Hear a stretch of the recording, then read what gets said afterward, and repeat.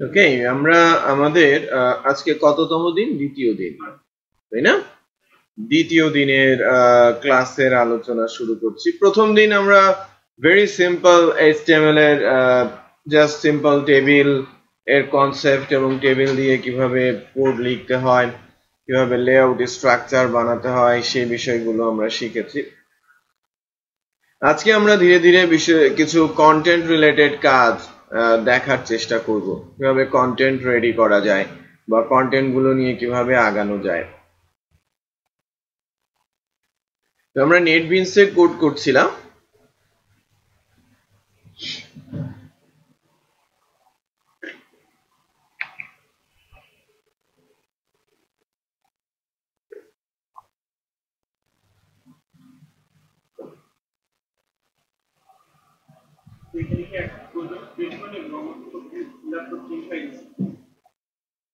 Create করে দাও।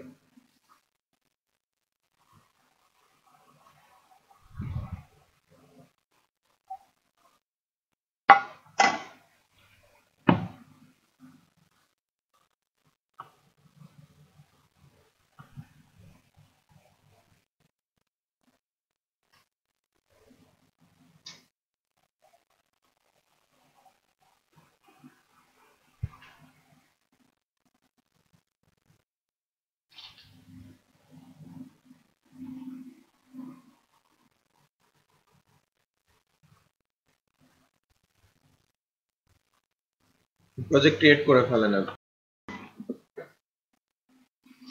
ওকে,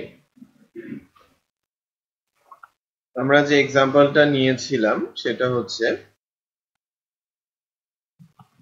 আমরা একটা ফোল্ডার করেছিলাম না? কি নামে করেছিলাম মনে আছে? এই যে আমি করেছিলাম TTCI batch 19 HTML6। Public HTML এর মধ্যে ডে 1 একটা ফোল্ডার ক্রিয়েট করে ওই কোডগুলো লেখা হয়েছিল।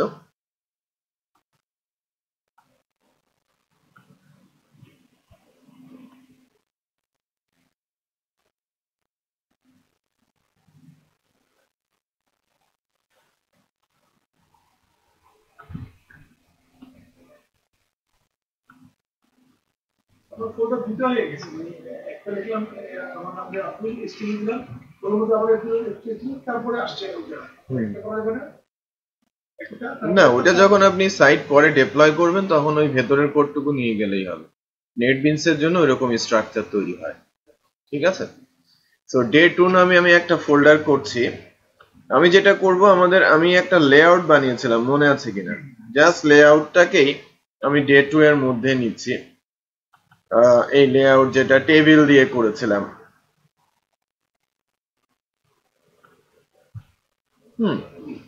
এটার নামটা, লেআউট নামটাকে আমি পরিবর্তন করে হোম করে রাখি।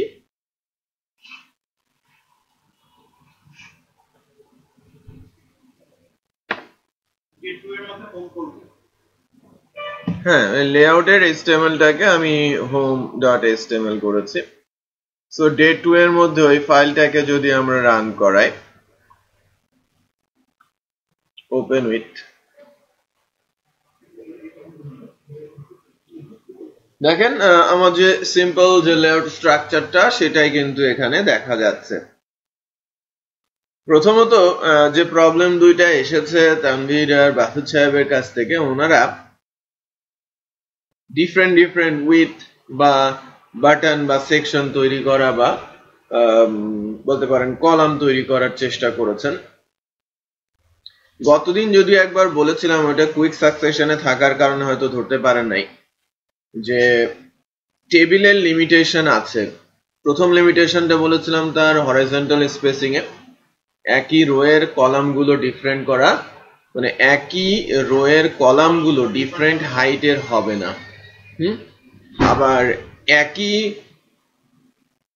কলামের উইথ গুলো ডিফারেন্ট হবে না, সমান হবে। আসেন, হ্যাঁ, কলামগুলোর হাইট সেম হবে। এই যে লোগোর হাইট কমালে ব্যানারের হাইট কমে যাবে। আবার লোগোর উইথ যদি কমিয়ে দেই, এই যে এইটাকে আমি বলি যদি লেফটের উইথ কমে যাবে। এটা একরকমই হবে, এটা নিয়ম। হ্যাঁ, কামিং। আরেকজন স্টিল মিসিং।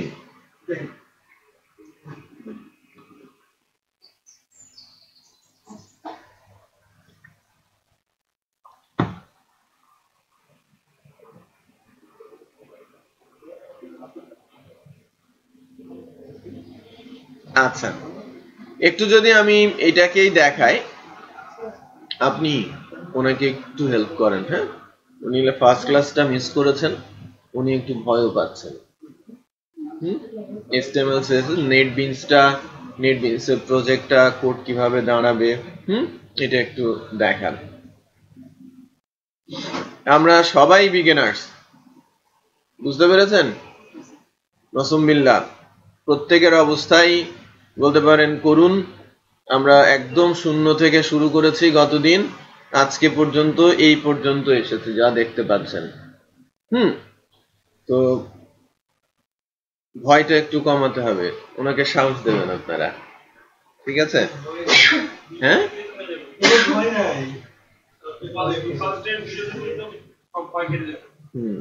যখন হলো না, এই যে যখন হলো না, অনেক স্কুল দিলাম কোনোভাবে এটা সাইজ আনতে হলো আমরা, এটা ভেঙে যাচ্ছে কেন, এটা ঠিক করতে গেছি, এটা কলাম স্প্যানটা সরে যাচ্ছে, এই রাইট কলামটা এদিকে চলে আসছে। এই যে আমি দেখাচ্ছি কিভাবে কি করবেন। তো এই কাজটা করার জন্য যেটা করতে হবে, যেহেতু রুলস, হ্যাঁ, যে এর উইথ কমালে এদিকে উইথ কমে যাবে, হাইট কমালে এদিকে হাইট কমে যাবে, ফর দ্যাট যেটা করতে হয় সেটা একটু বলে নেই।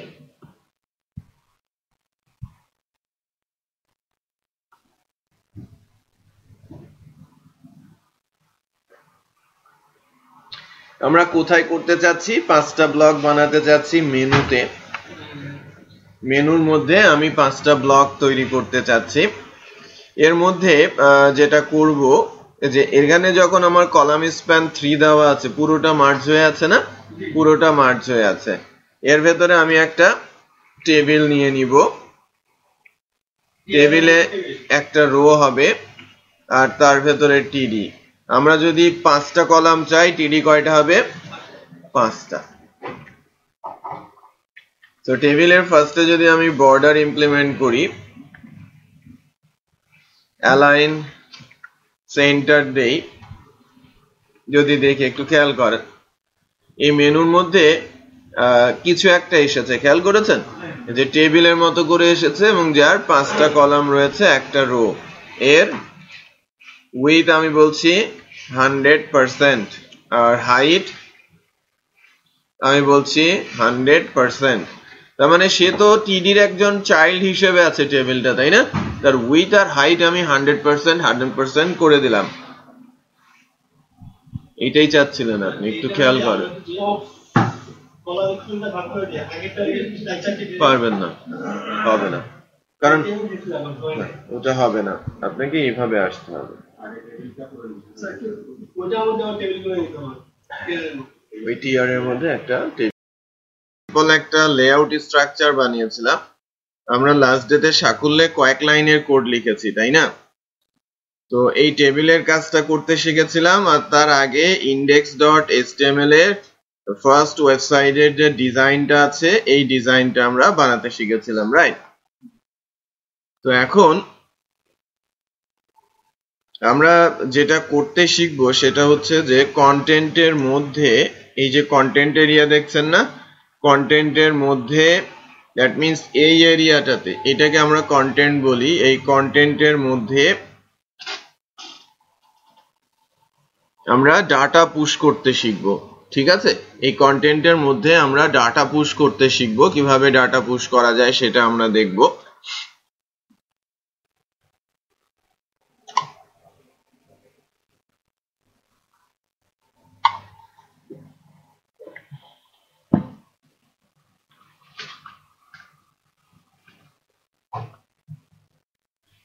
তো হেডারের জন্য মূলত 6টা ট্যাগ আছে, সবাই একটু খেয়াল করবেন, আমরা শিখে আমি প্র্যাকটিস টাইম দিব।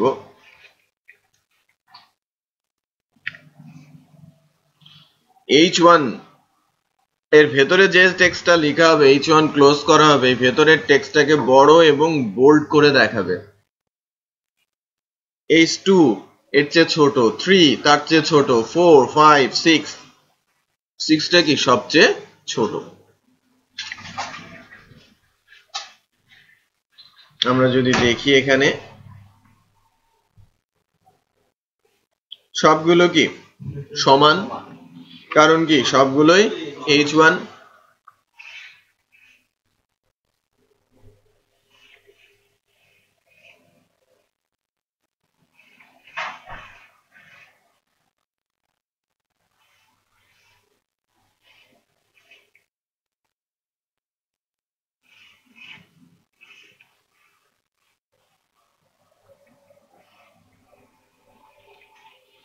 H1 থেকে H6, এবার আর সবগুলো সমান থাকবে না, একটু খেয়াল করি। H1টা বড়, H6টা ছোট। সো এই হেডার ট্যাগ গুলো আমরা আমাদের প্রয়োজন অনুযায়ী ইউজ করব, সব সময়ের জন্য না কিন্তু। হ্যাঁ, যখন যেটা প্রয়োজন, আমরা এলোমেলো ইউজ করব না, যখন যেটা প্রয়োজন করবে তখন সেই হেডারটা আমাদের ইউজ করতে হবে। বাট লেখাগুলো একটু খেয়াল করি, আমরা মাঝখান থেকে শুরু হয়েছে, সকল লেখাই কিন্তু মাঝখান থেকেই শুরু হয়, এটা টেবিলের নিয়ম। তো লেখা যদি উপরের দিকে করতে চাই এভাবে লিখতে হয়, বি অ্যালাইন, যার ভ্যালু টপ দিতে হয়। এগুলো দেখেন উপরের দিকে চলে গেছে, ভার্টিক্যাল অ্যালাইন টপ হওয়াতে। হ্যাঁ,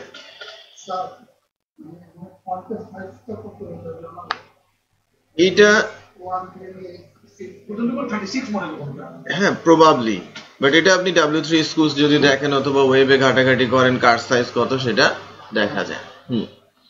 আচ্ছা, বাট স্ট্যান্ডার্ড হচ্ছে বেসিক্যালি, হ্যাঁ হ্যাঁ, কাস্টম করতে গেলে CSS লাগবে। যদি আপনি কাস্টম দিতে চান তাহলে আপনার CSS ইউজ করতে হবে। আচ্ছা, দেখেন আমি H3 রাখলাম, বাকিটাকে রিমুভ করলাম। আমি যেটা চাচ্ছি যে আমি কিছু টেক্সট নিয়ে আসবো এবং এখানে হেডার এবং প্যারাগ্রাফ বানাবো, এরকম একটা চিন্তা ভাবনা আর কি।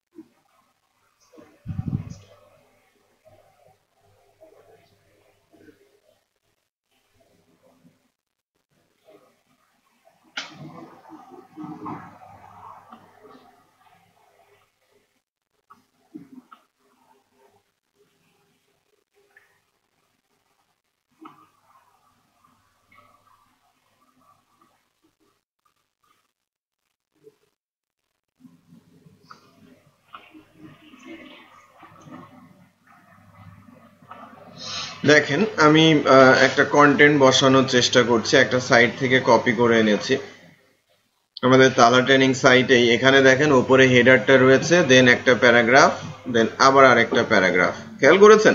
বাট এর উপরে কিন্তু হেডার নেই। আবার যদি আমি বলি যে এখানে একটা হেডার আছে, দেন একটা প্যারাগ্রাফ, সো এরকম কিছু একটা বানাতে গেলে আমি শুরুতে এটাকে যদি হেডার বানাতে চাই, H3 এর মধ্যে এই লেখাটাকে রাখলাম ট্রেনিং ওভারভিউ।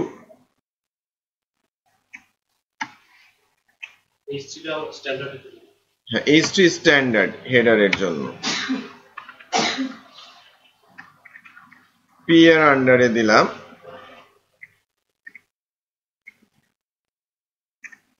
এটা একটা প্যারার মধ্যে চলে গেল।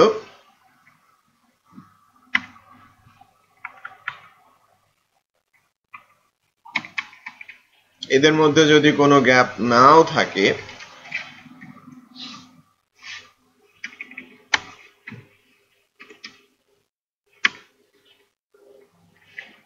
এদের আন্ডারে দিলাম।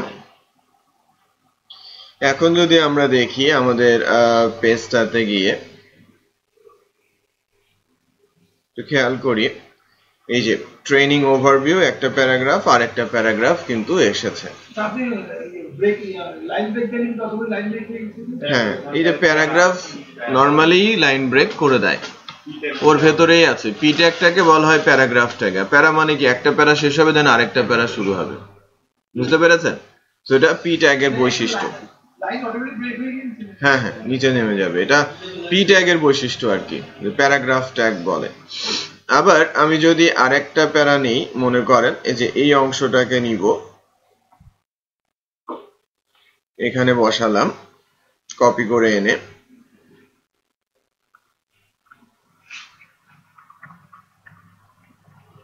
এখানে এটাকে আমি আবার H3 এর আন্ডারে দিলাম।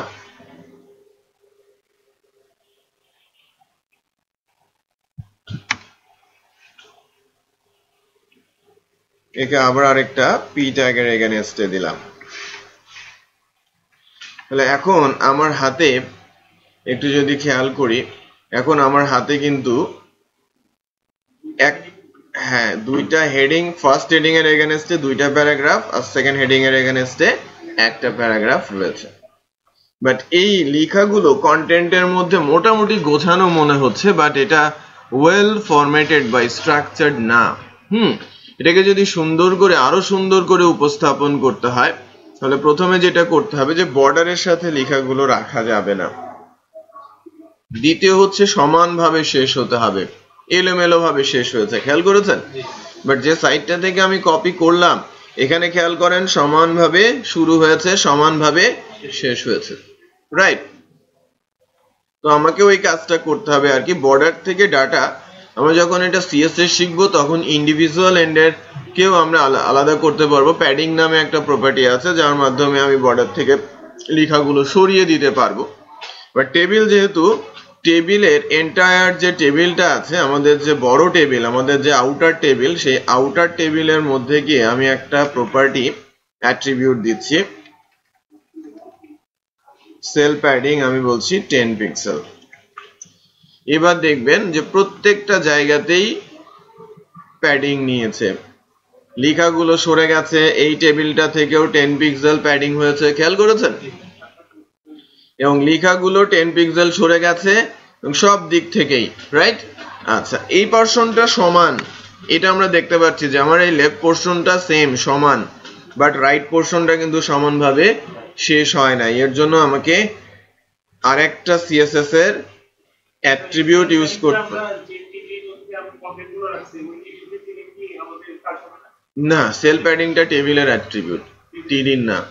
ওকে, তো এবার আমি চাচ্ছি যে এটা সমানভাবে যেন শেষ হয়।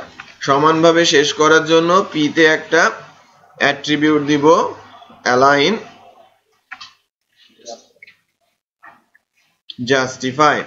তো অ্যালাইন জাস্টিফাই লেখাতে কি হয় একটু দেখেন, এটা জাস্টিফাইড হয়েছে। এবার এই নিচের প্যারার চাইতে উপরের প্যারাটা দেখতে অনেক সুন্দর মনে হচ্ছে, রাইট? আবার যদি নিচে, তার নিচের প্যারাগ্রাফটা যায়, অ্যালাইন জাস্টিফাই, এটাও ঠিক হয়ে গেল, রাইট? দেন একই কাজ করতে হবে কোথায়? লাস্টেরটা, লাইন জাস্ট। বুঝতে পেরেছেন? সো আমরা কি কি শিখলাম? হেডার দেওয়া, প্যারাগ্রাফ দেওয়া, প্যারাগ্রাফকে সুন্দর করে অ্যালাইন করা সেল প্যাডিং এর মাধ্যমে, তারপর অ্যালাইন জাস্টিফিকেশনের মাধ্যমে সেটাকে অ্যাডজাস্ট করা। ঠিক আছে? সো আমরা সবাই নিজেদের কাজগুলোকে এই পর্যায়ে নিয়ে আসি, আর ছোট 2-3টা কাজ দিচ্ছি, যদি আপনারা শিখে করতে পারেন, যে লাইক আমি কিভাবে আন্ডারলাইন করতে পারি, কিভাবে লেখাকে বোল্ড করতে পারি, কিভাবে লেখাকে ইটালিক করতে পারি, এই 3টা অ্যাডিশনাল টাস্ক দেওয়া হচ্ছে। আমি 10 মিনিটস আসছি।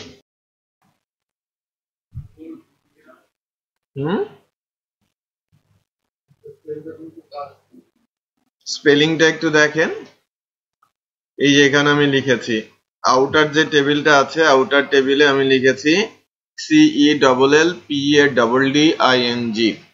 Sell padding.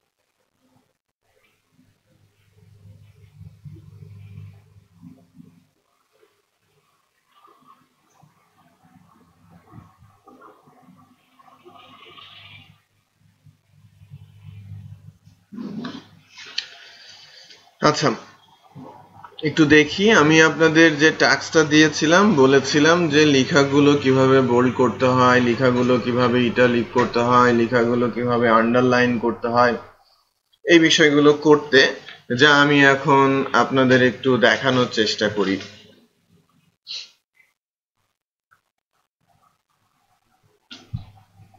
দেখেন, আমি চাচ্ছি এই লেখাটা are you looking to boost your income as a web developer, এই কথাটুকুকে যদি বোল্ড করতে চাই, ঠিক আছে, এই লেখাটাকে যদি আমি বোল্ড করতে চাই তাহলে আমি লিখব, দুইটা ট্যাগ দিয়ে বোল্ড করা যায়। বোল্ড করার জন্য দুইটা ট্যাগ আছে HTML এ, একটা হচ্ছে বি ট্যাগ,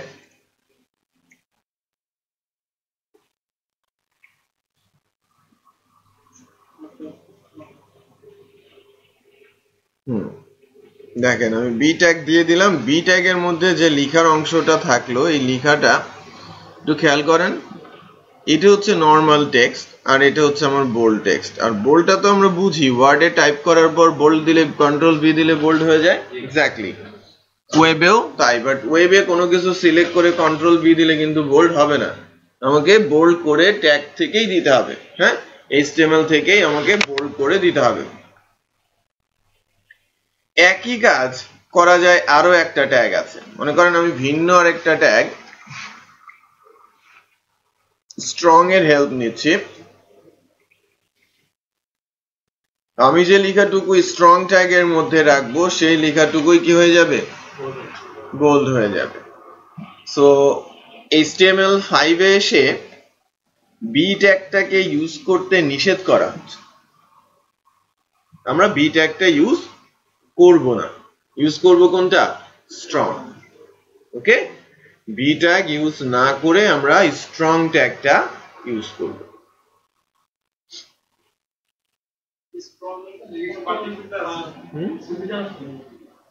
স্ট্রং হচ্ছে নতুন ট্যাগ, পুরনো ট্যাগ যেটা ডেপ্রিকেটেড, রাইট?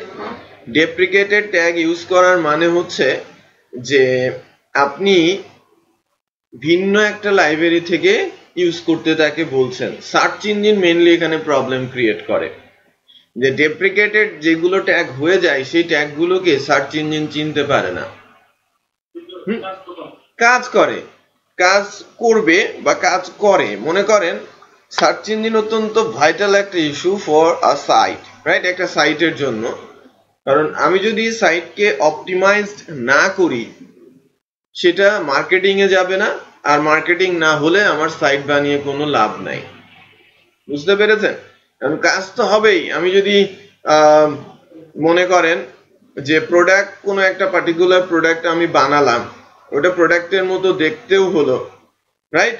এবং আমি মার্কেটিং করতে যাচ্ছি, ওই জায়গাটাই আমি কোনো একটা পলিসির কারণে মার্কেটিংটা আমি জুৎসই করতে পারছি না, রাইট? তাহলে প্রোডাক্ট তো আর সেল হবে না, রাইট? ঠিক এরকম একটা কিছু, যে বি কে বাদ দেওয়া হয়েছে বিধায় সার্চ ইঞ্জিন গুলো বি ট্যাগ কে ফোকাস করে না। ফোকাস করে কাকে? স্ট্রং ট্যাগ কে। আচ্ছা, আমরা বি আর স্ট্রং দেখলাম। ইটালিক করার জন্য পুরনো ট্যাগ গুলোর মধ্যে আই ট্যাগ আছে। আমি যদি কোনো একটা পার্টিকুলার লেখাকে ইটালিক করতে চাই, আমি তাকে আই ট্যাগের মধ্যে রাখবো। একটু খেয়াল করি, আমি আই এর এগেনস্টে রেখেছি ওই লেখাটাকে। চেক যে এটা আই এর মধ্যে এসেছে, এই যে লেখাটা ইটালিক হয়ে গেছে, রাইট? এবার আরেকটা ট্যাগ আছে ইটালিক করার জন্য, সেই ট্যাগটা ধরে যদি আমরা আগাই, ইটালিকের জন্য সেকেন্ড যে ট্যাগটা আছে, মনে করেন যে পিএসপি থেকে শুরু করে ইএম, এটা নতুন ট্যাগ মূলত। হ্যাঁ, আই ট্যাগ অ্যাবসলিউট আছে। সো আমি ইএম ট্যাগটা যতদূর যায় রেখে দিলাম। সো প্যারাগ্রাফটার মধ্যেও কিন্তু আমরা ইটালিক পাচ্ছি, তাই না? এই যে লেখাগুলো, এই লেখাটুকু কিন্তু ইটালিক হয়েছে। সো কোনটা ইউজ করব? আবারও যেটা লেটেস্ট, ইএম, আইটা অ্যাবসলিউট, রাইট? আই আমরা ইউজ না করে ইএম কে ইউজ করব। এই গেল হচ্ছে আমার চারটা ট্যাগ, বোল্ড আর ইটালিক। আরো দুইটা ট্যাগ মার্ক করার জন্য। আমরা যখন কোনো কিছু পড়তে যাই, পড়তে যাওয়ার সময় যদি আমি কোনো কিছু মার্ক করে রাখতে চাই যে এতটুকু পড়েছি বা এটা এটুকু পড়তে হবে, তখন কি করি? আন্ডারলাইন করে দিই না যে এটা আমার এটা নোট ডাউন করতে হবে, অথবা মার্কার দিয়ে আপনি মার্ক করে দেন, সাইন মার্কার দিয়ে ব্যাকগ্রাউন্ডটা কালার করে দেন। তো ঠিক এমনই ট্যাগ HTML এর রয়েছে। এটার মধ্যে অন্যতম হচ্ছে, একটু খেয়াল করি যে আমি মনে করেন এই যে building your career as web developer, এই কথাটুকুকে যদি আমি ইউ ট্যাগের এগেনস্টে রাখি,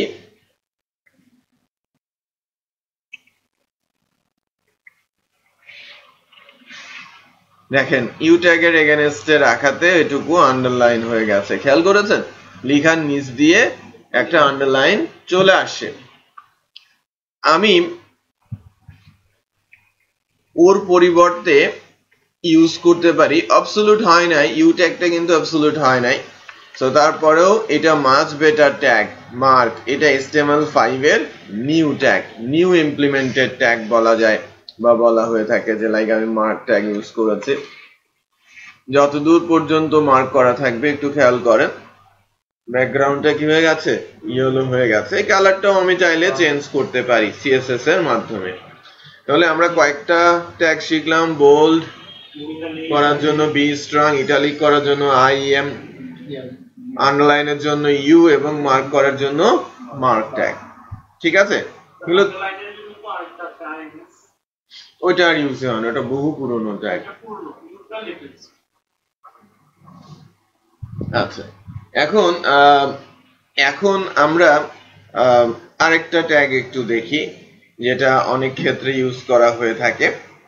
মনে করেন যে আমি HTML, এইটা সম্পর্কে যখন কেউ পড়তে যাচ্ছে HTML লেখাতে সে কিছু বুঝতে পারছে না, কার্সর নিলে টিপ আকারে বলবে যে হাইপারটেক্সট মার্কআপ ল্যাঙ্গুয়েজ। তো অ্যাব্রিভিয়েশন, সো আমি অ্যাব্রিভিয়েশন দিয়ে দিতে চাচ্ছি যেটা এখানে নেই। সো আমি অ্যাব্রিভিয়েশন দেওয়ার জন্য এই HTML ট্যাগটা ABBR ট্যাগের আন্ডারে রাখি এবং এর টাইটেল হিসেবে আমি বলে দিচ্ছি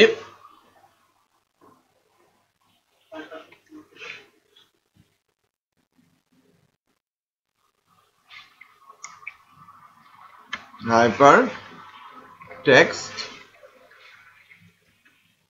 markup language। খেয়াল করেন শুধু ABBR এর মধ্যে লিখলেই হবে না, অটোমেটিক অ্যাব্রিভিয়েশন সে দিতে পারে না, কি অ্যাব্রিভিয়েট করবে সেটা টাইটেলের মধ্যে বলে দিতে হবে। সো এবার যদি আমরা দেখি এই যে HTML এর মধ্যে ডটেড এসেছে, কার্সর নিলে দেখা যাচ্ছে হাইপারটেক্সট মার্কআপ ল্যাঙ্গুয়েজ। টাইটেলটা আমাকে বলে দিতে হবে, টাইটেলের মধ্যে আমাকে অ্যাব্রিভিয়েশনটা বলে দিতে হবে, আমি যেটা দিয়েছি সেটা হবে, রাইট। এখানে যদি আমার নাম দেই আমার নামই দেখে। তো অ্যাব্রিভিয়েশন HTML এর অ্যাব্রিভিয়েশন যদি হয় মোহাম্মদ শফিউল আলম, তাহলে কি হবে? হবে না। তো আমাকে অ্যাপ্রোপ্রিয়েট অ্যাব্রিভিয়েশনটা দিয়ে দিতে হবে। আমরা এই অংশটুকু একটু করে ফেলি, এবার চিনে গেলাম, বুঝে গেলাম, এবার করে ফেলি। আলোচনা করি ছোট ট্যাগগুলোর মধ্যে আরো যে ট্যাগগুলো আছে এর মধ্যে আছে হচ্ছে like big, small, superscript, subscript, UL, LI, right, listing এর জন্য।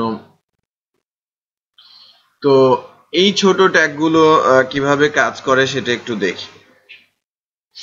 মনে করেন কোনো একটা লিখে একজন আমাকে বলেছে যে একটার মধ্যে আরেকটা কাজ করে কিনা। আপনি এই যে ইএম একটা ট্যাগ লিখেছেন না, বা স্ট্রং একটা ট্যাগ লিখেছেন, এটার মধ্যে যদি আপনি এই অংশটুকুকে আন্ডারলাইন করতে যান বা ইটালিকি করতে চান,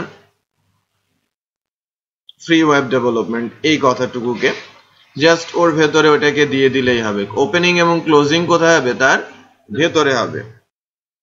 চেক হয়েছে না? এটা ইটালি বোল্ডও হয়েছে, ইটালিকও হয়েছে। এটাকে নেস্টিং বলা হয়ে থাকে। নেস্টিং, নেস্টেড বলে না, নেস্টেড লুপ, নেস্টিং, একটার মধ্যে আরেকটা।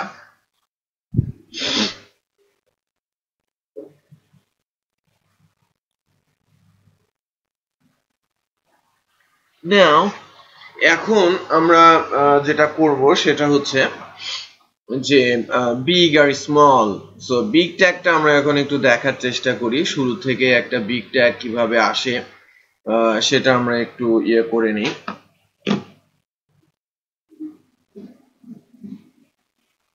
বিগ হচ্ছে HTML এর একটা পুরনো ট্যাগ, বলতে পারেন যে HTML ট্যাগটা খুব পুরনো ট্যাগ হিসেবে আমরা বিগ ট্যাগটা ইউজ করে থাকি। মনে করেন এই যে নট, এই কথাটুকুকে আমি বড় করতে চাচ্ছি, নটটাকে আমি বড় করতে চাচ্ছি। সো এর জন্য আমরা ইউজ করব বিগ ট্যাগ।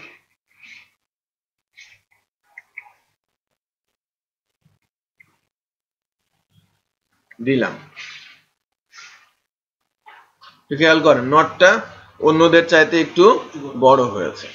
এটাকে যদি আরো একবার বিগ এর মধ্যে রাখি,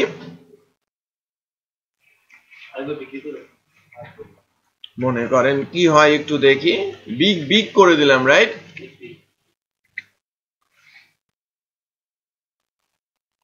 এবার বেশ বড় হয়েছে, বুঝতে পেরেছেন? তাহলে বিগ ট্যাগটা আমরা বুঝলাম। স্মল ট্যাগ কাছাকাছি, লেখাগুলোকে ছোট করে। একে এই এক্সপেরিয়েন্স, এটাকে যদি স্মল এর মধ্যে রাখি,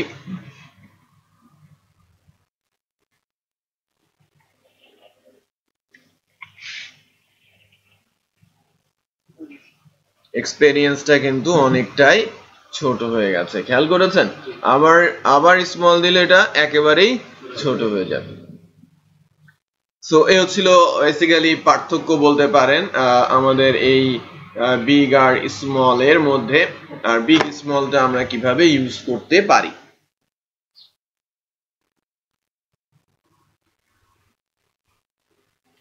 এখন আমাদের পরবর্তী যে ট্যাগটা সুপার এবং সাব, সুপারস্ক্রিপ্ট এবং সাবস্ক্রিপ্ট, এই দুইটা ট্যাগ যদি আমরা একটু দেখি তাহলে কিভাবে হয় একটু দেখা যাক। মনে করেন যে আমি এই প্যারার জন্য আমি বলছি যে a প্লাস বি আমি চাচ্ছি স্কোয়ার হোক, হ্যাঁ, দুইটা উপরের দিকে দেখাক।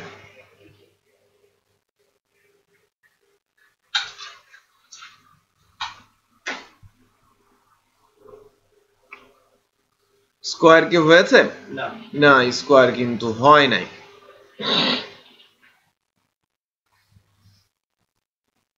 স্কোয়ার করার জন্য এটাকে করতে হবে বেসিক্যালি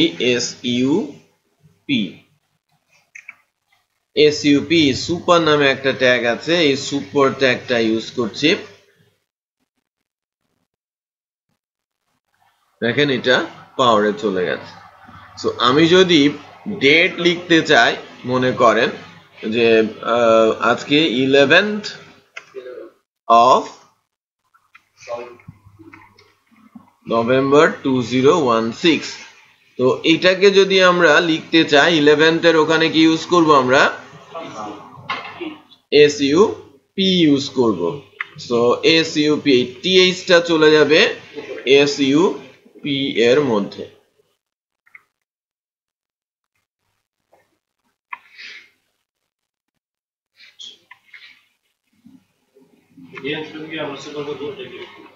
হ্যাঁ, ওই ট্যাগের মধ্যে রেখে দিব।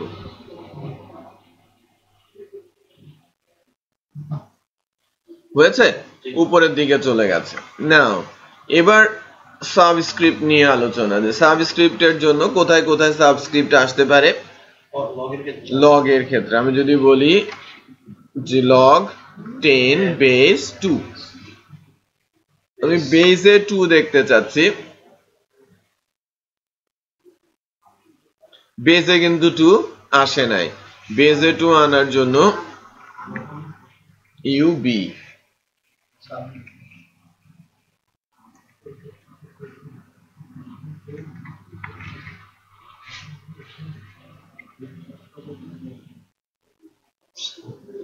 বেজে আসে। ওকে, তো সুপারস্ক্রিপ্ট, সাবস্ক্রিপ্ট। নাও আরেকটা জিনিস একটু দেখে ফেলি, যে আমি চাচ্ছি যে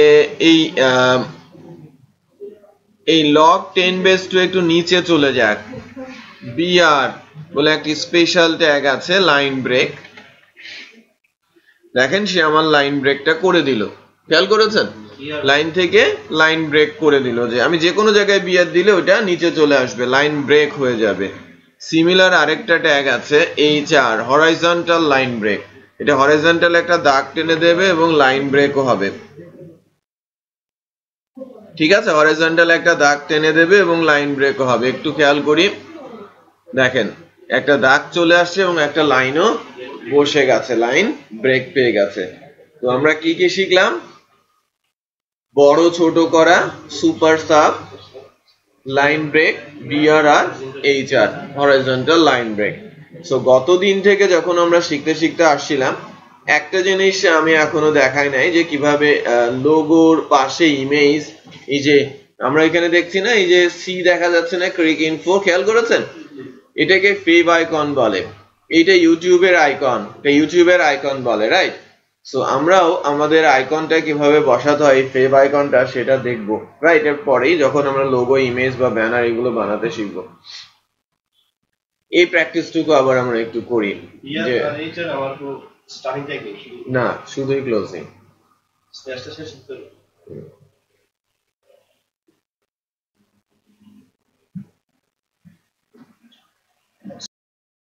অনেক সময় অনেক ধরনের লেখা দেখা যায় যেটা লিস্ট আকারে থাকে, order list, unordered list, nested list. এই বিষয়গুলো আমরা এখন একটু দেখার চেষ্টা করব। সো HTML এর যে ট্যাগ গুলো আছে সেই ট্যাগ গুলো দিয়েই আমরা লিস্টিং করছি, CSS এর মাধ্যমেও লিস্টিং করা যায়। ওকে, যে HTML এর যে লিস্ট ট্যাগটা আছে সেই ট্যাগটা হলো আনঅর্ডার লিস্টের জন্য আমরা নরমালি ইউজ করে থাকি UL নামে যে ট্যাগটা আছে সেটাকে।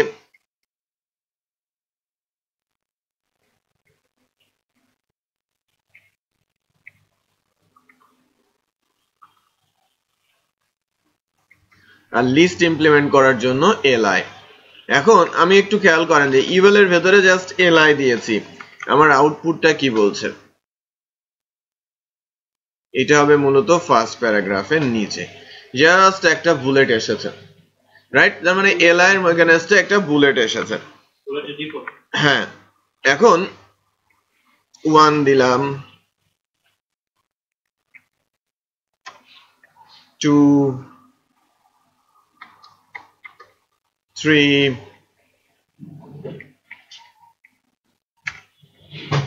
4 5 এগুলো লিখেছি। হ্যাঁ,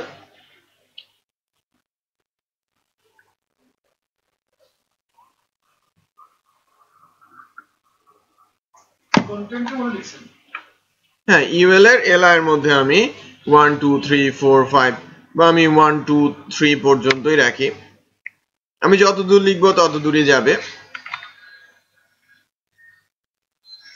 দেখেন এখানে কি আসলো 1 2 3 4 5 এসছে এবং এটা বুলেট আকারেই এসেছে।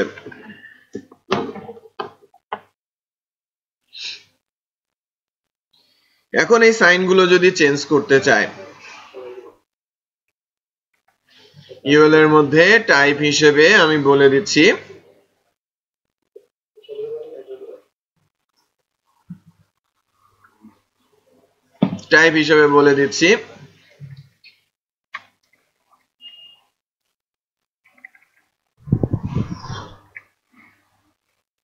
সার্কেল। কোনো কিছু না বলাতে কি বুলেট আসছিল, সার্কেল বলাতে সার্কেল আসছে, বুলেট ডিফল্ট।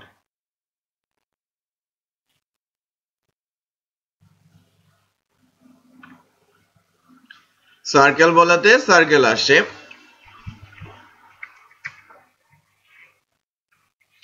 স্কোয়ার বলাতে স্কোয়ার আসছে। খেয়াল করেছেন? সো টাইপের উপর বেস করে আমি যা চাচ্ছি সেভাবেই সেটা করতে পারছি। এইগুলোকে বলা হচ্ছে আনঅর্ডার্ড লিস্ট। এবার মনে করেন আমি 3 এর এগেইনস্টে আবার মনে করেন এই যে 3 এর এগেইনস্টে নেস্টিং করতে চাচ্ছি, এই 3 এর ভেতরে আবার আরেকটা সেগমেন্ট হবে। সো এই li থেকে li আমি ক্লোজিং পর্যন্ত রাখলাম, ভেতরে আবার কি দিলাম UL দিলাম, এর ভেতরে আবার li দিলাম, আবার লিখছি 1 2 বোঝার সুবিধার্থে। চেক করেন, দেখেন এর এগেইনস্টে অটোমেটিক আরেকটা ঢুকে গেছে। এক জিনিস কিন্তু হয় নাই, উপরে যেহেতু আমার স্কোয়ার আছে অটোমেটিক সে সার্কেল নিয়ে নিয়েছে। এটা বুঝতে পেরেছেন? আচ্ছা, এই হলো আমাদের আনঅর্ডার লিস্টিং। সো আমি যে কোনো জায়গায় আবার কি সাব লিস্টিং করতে পারি না, আমি 4 এর বা 5 এর এগেইনস্টেও লিস্টিং দিতে পারি, ইভেন এই 2 এর এগেইনস্টে আবার দিতে পারি, 1 এর এগেইনস্টে আবার দিতে পারি, এভাবে আমি যত দূর যেতে পারি। হ্যাঁ, টাইপ বলে দিতে পারবেন, প্যারেন্টটাকে ফলো করবে।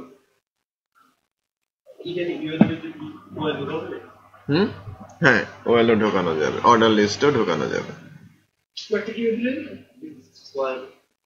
কোন স্কোয়ার?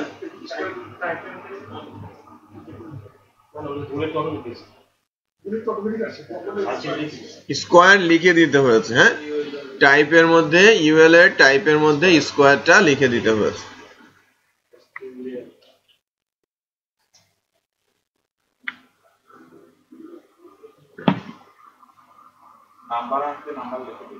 হ্যাঁ, না ওইটা হচ্ছে অর্ডার লিস্টিং বলা হয়, অর্ডার লিস্টিং OL। এবার দেখেন আমরা নিচের যে প্যারাগ্রাফটা আছে এই প্যারার নিচে একটা লিস্টিং দিতে চাচ্ছি, OL দিয়ে নিচ্ছি। OL এর এগেইনস্টে আমরা যখন li প্লেস করছি,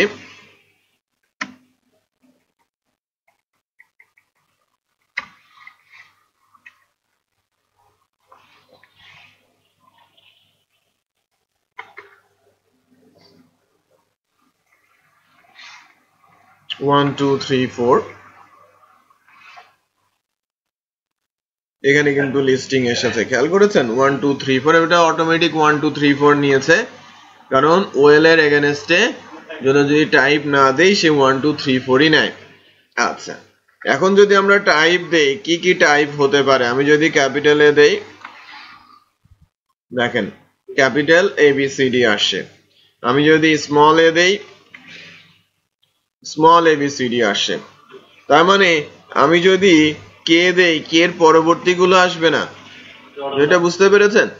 কে এর পরবর্তী গুলো আসবে না, সো অটোমেটিক আবার 1 2 পেয়ে যাবে। এটা ভুল একটা ভ্যালু, বাট আই দেন যদি, তাহলে এটা রোমান ভ্যালু হিসেবে পাওয়া যাবে। বুঝতে পেরেছেন? তাহলে চারটা ভ্যালু, কোনো কিছু না দিলে 1 2 3 4, তারপরে ক্যাপিটাল এ দিলে ক্যাপিটাল এ, ক্যাপিটাল বি দিলে, মানে সরি স্মল এ দিলে স্মল ABCD, আর আই দিলে রোমান সংখ্যা। এখন আমি যদি ক্যাপিটাল এ এখানে দেই আর 2 এর এগেইনস্টে মনে করেন আবার ওয়েল দিলাম, ওয়েল দিয়ে তার এগেইনস্টে আবার এলআই প্লেস করতে চাচ্ছি 1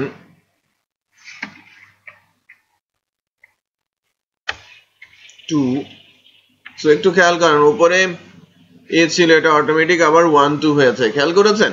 কোনো টাইপ না দেওয়ার কারণে। আর আমি যদি এই ওয়েল এর মধ্যে আবার টাইপ সেট করে দেই স্মল এ, এখানে সে আবার না, সো ডিফল্ট ফলো করছে, মিস্টেক।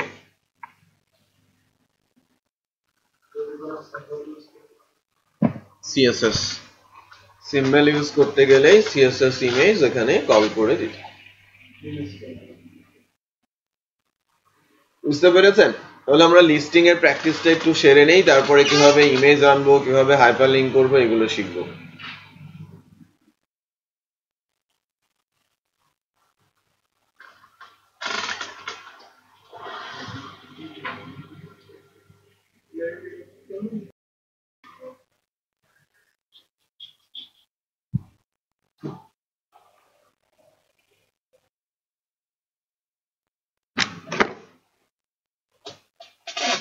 এখানে আমরা একটা লোগো বসিয়ে নিই, ঠিক আছে? লোগো ইমেজ, এখানে আমরা একটা ইমেজ দেওয়ার চেষ্টা করব। তো লোগো ইমেজটা প্লেস করার জন্য ইমেজ কিভাবে আনতে হয় সে বিষয়টা আমরা একটু দেখে নিব, যে আমরা কিভাবে ইমেজ প্লেস করতে পারি। তো ইমেজ প্লেস করার জন্য আমরা আমাদের যে ফোল্ডারটা আছে ডে 2 পাবলিক HTML, এই ফোল্ডারের মধ্যে আমরা ইমেজটা রাখবো। আমি গুগল থেকে সার্চ দিয়ে নিচ্ছি একটা ইমেজ,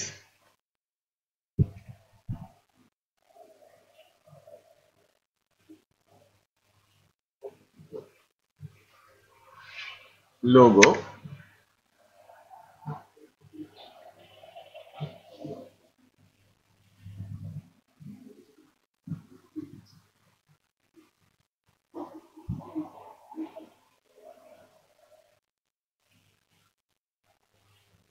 একটু খেয়াল করেন, আমি এখান থেকে যে কোনো একটা ইমেজ পিক করছি, আমি এখান থেকে যে কোনো একটা ইমেজ পিক করে নিচ্ছি।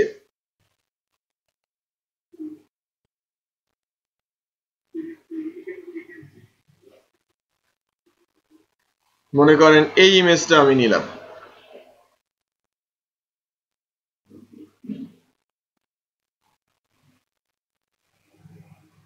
আমি আমার যে ফোল্ডারটা আছে ডি ড্রাইভ ব্যাস 19 পাবলিক HTML ডে 2, এর মধ্যে একটা ফোল্ডার ক্রিয়েট করে নেই।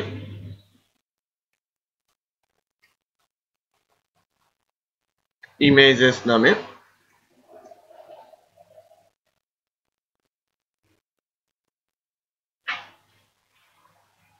logo.png নামে একটা ইমেজ এখানে সেভ করে দিলাম, ঠিক আছে? ফাইলের নামটা চেঞ্জ করে logo.png। দেখেন এখানে ইমেজেস এর ভেতরে logo.png নামে একটা ইমেজ চলে আসে, যে কোনো টাইপের দিলেই হবে। হ্যাঁ, এবার আমার টার্গেটটা কি, আমাদের যে লোগো আছে এই লোগোর জায়গাটাতে লোগো ইমেজটা বসাবো, এই যে লোগো যেখানে লেখা আছে, রাইট? সো লোগোর এখানে আমি এন্টার দিয়ে image tag img src source image ট্যাগের সোর্স অ্যাট্রিবিউটের মাধ্যমে ইমেজ আনতে হয়। তো সোর্সের মধ্যে থেকে যখন আমি কন্ট্রোল স্পেস দিচ্ছি ইমেজেস এর মধ্যে কন্ট্রোল স্পেস দিচ্ছি logo.png, ঠিক আছে, logo.png তে আমি যাচ্ছি।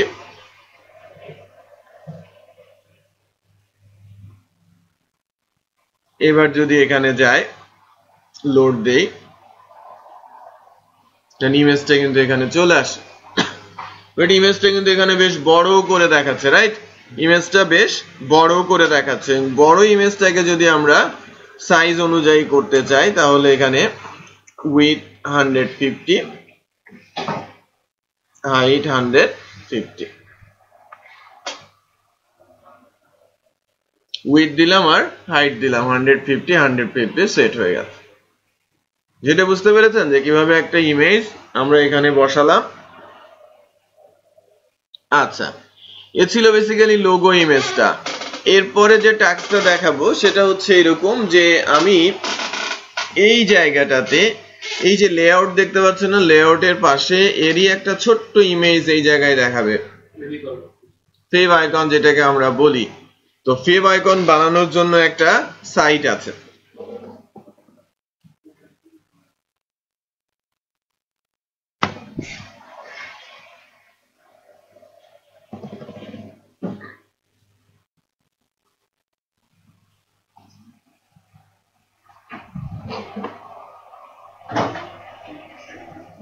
আচ্ছা, ফেভ আইকন বানানোর জন্য একটা সাইট আছে আর ওই সাইটের নাম হচ্ছে ফেভ আইকন জেনারেটর।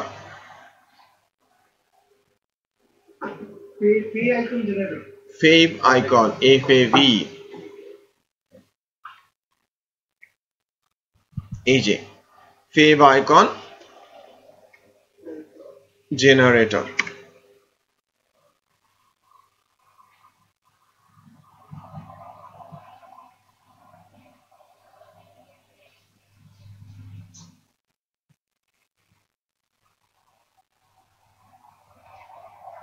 চিত্র না সবকিছু।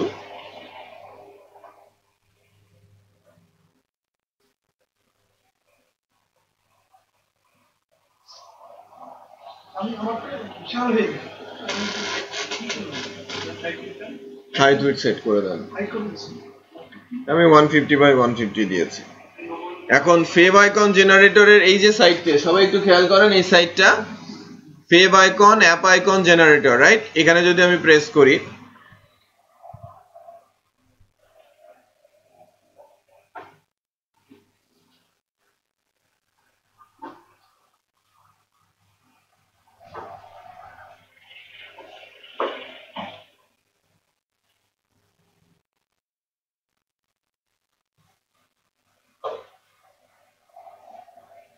এই সাইটটা খুবই সুন্দর একটা সাইট, খুবই ছোট্ট একটা সাইট। আপনি মিডিয়াম সাইজের কোনো ইমেজ আপলোড করে দিলে আইকনিক একটা ইমেজ অটোমেটিক রেডি করে সে আমাকে দিয়ে দেয়। মানে ফেভ আইকন গুলো নরমালি হয়ে থাকে 16 × 16 সাইজে, 16 পিক্সেল উইথ আর 16 পিক্সেল হাইট। আর ফাইলের এক্সটেনশনও হতে হয় ICO, বাট আমাদের ফাইল এক্সটেনশন কি আছে? PNG, right? সো আপনি PNG তেই হয়তো লোগোটা বানাবেন, দেন ওই সাইজটা আপলোড করে দিয়ে যদি বলেন যে আমাকে একটা আইকন জেনারেট করে দেবে, সে অটোমেটিক একটা ফাইল জেনারেট করে আপনাকে ডাউনলোড করতে বলবে, ঠিক আছে? সো অ্যাপ আইকন বলতে বোঝাচ্ছে আপনি অ্যান্ড্রয়েড অ্যাপস, আইফোন অ্যাপস বা আদার্স যে কোনো অ্যাপস এর জন্য আইকন বানাতে পারেন এখান থেকে, এই সাইট থেকে। তো যেটা করছি যে generate only 16 × 16 favicon, okay, generate only 16 × 16 favicon. So এটা এখানে প্রেস করে নিচ্ছি।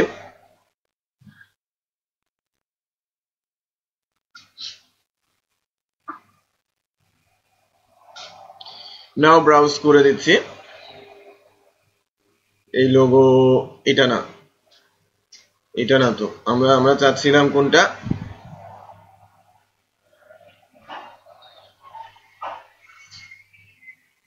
পাবলিক HTML এর মধ্যে, ডে 2 এর মধ্যে, ইমেজের মধ্যে this one, create fave icon. হ্যাঁ, ডাউনলোড করে নিয়েছি। আইকন জেনারেট হয়েছে, একটু খেয়াল করেন, এই যে এখানে আইকন জেনারেট হয়েছে, সে আমাকে শেয়ার করতে বলছে, আমি শেয়ার না করি। এই যে ছোট্ট একটা আইকন কিন্তু সে জেনারেট করে ফেলেছে, এখান থেকে ডাউনলোড করতে বলছে।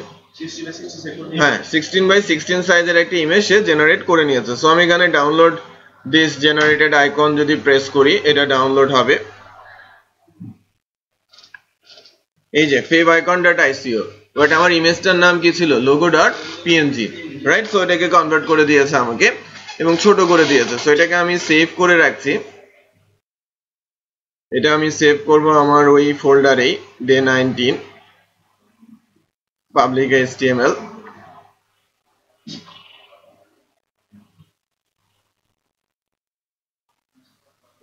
day 2 ইমেজ, ইমেজের মধ্যে না রেখে বাইরে রাখি, যেখানে ফাইলটা আছে ওখানে favicon.ico। এবার এখানে লাইনের কোড লিখায় আছে, যে বলছে যে এই লাইনটা যে কোনো একটা লাইন কপি করে ওখানে আমার কোডের হেড সেকশনে বসিয়ে দিলেই হয়। যে কোডের হেড সেকশন বলতে বোঝাচ্ছি যে লাইনটা আমি কপি করে নিয়ে আসলাম, মূলত এটা একটা লিঙ্ক ট্যাগ, HTML এর লিঙ্ক ট্যাগ। যে লিঙ্ক ট্যাগ ইউজ করবেন, রিলেশন বলবেন আইকন, ফেভ আইকনটা কোথায় আছে, এই ফাইলটা আর আইকনটা সেম ফোল্ডারে আছে না, তো শুধু ফাইলের নামটা এখান থেকে দিতে হবে। এই যে আমার এখানে ফেভ আইকন আর হোম HTML, আর টাইপটা কি হচ্ছে ইমেজ অর এক্স আইকন, বুঝতে পেরেছেন? Image or x icon. So আমি এখান থেকে সেভ করি। সেভ করার পর আমরা যদি ফোল্ডারটা দেখি, আমাদের ফোল্ডারের ভেতরে day 2 এর এগেনস্টে দেখেন আমার এই ফাইলটা আর আইকনটা কিন্তু এখানে আছে, রাইট? আচ্ছা, তো ব্রাউজ করি, দেখি আমার ফাইলটাতে এখন আইকনটা আসে কিনা। যেখানে লোডিং দেখাচ্ছে ওই জায়গায় একটা আইকন আসার কথা, আইকন এসেছে, রাইট? সো আমার লোগো যা আইকনও তাই, নর্মালি সেটাই হতে হয়, সাইটের লোগো আর আইকন সেম হয়। তো আমরা ইমেজও আনতে শিখলাম, আমরা আইকনও আনতে শিখলাম, ঠিক আছে? সো আজকে এতটুকু রাখছি। না, এটা অটোমেটিক সে 16x16 বানিয়ে দিয়েছে, আমার অটোমেটিক কোনো কিছু দেওয়ারই দরকার নেই, একটু খেয়াল করেন। ওইটা তো ছিল বেসিক্যালি লোগোর ক্ষেত্রে, একটু খেয়াল করেন, লোগোর ক্ষেত্রে 150x150, তাকে কিন্তু আমি 150 দিয়েছি, বাট আইকন কিন্তু লোগো হচ্ছে এখানে এসেছে, আইকন আসলো কোথায়, এই জায়গায়, এটা খুবই ছোট্ট জায়গা, ঠিক আছে? আচ্ছা, আমাকে একটা পেন ড্রাইভ দেন, আমি ভিডিও